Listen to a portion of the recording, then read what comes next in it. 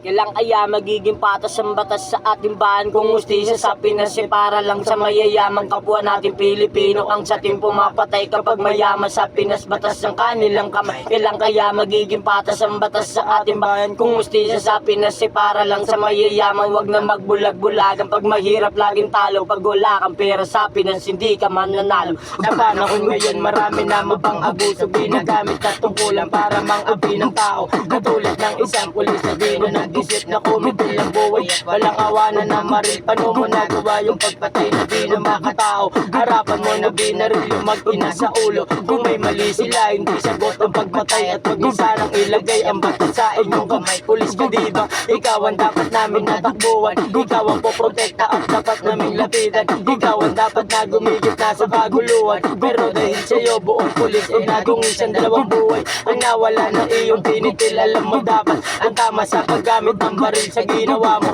May inosente tao na pumanaw na kahit anong gawin di na mababalik ang buhay. Kailan kaya magiging patas ang batas sa ating bayan kung ustisya sa Pinas para lang sa mayayamang kapwa natin Pilipino ang sa ating pumapatay kapag mayaman sa Pinas batas ang kanilang kamay. Kailan kaya magiging patas ang batas sa ating bayan kung ustisya sa Pinas para lang sa mayayamang, wag na magbulag-bulaga pag mahirap laging talo, pag wala kang pera sa Pinas hindi ka man nanalo. Humingi ka ng tawad at magsabi ng pasensya, grabe sobra yung sakit na ginawa mo sa pamilya. Barilin mo yung mag-ina sa kanilang tahanan at dinamay mo pamatanda na di kaya lumaba. Paano mo yung nagawa, di ka naawang pumatay? Paano mo yung nagawa sa harapan ng iyong anak? Di yung magagawa ng matino na kaya bumigay. Wala kang puso sa kapwa, di ka dapat nagkulis. Marami ang matitinong pulis pero di mo katulad ang batas sinusunod at di nilalagay sa palad. Alam mo dapat kung ano ang tama at mali at kung saan mo kailan mo gagamitin ang baril. Ngayong di na mababalik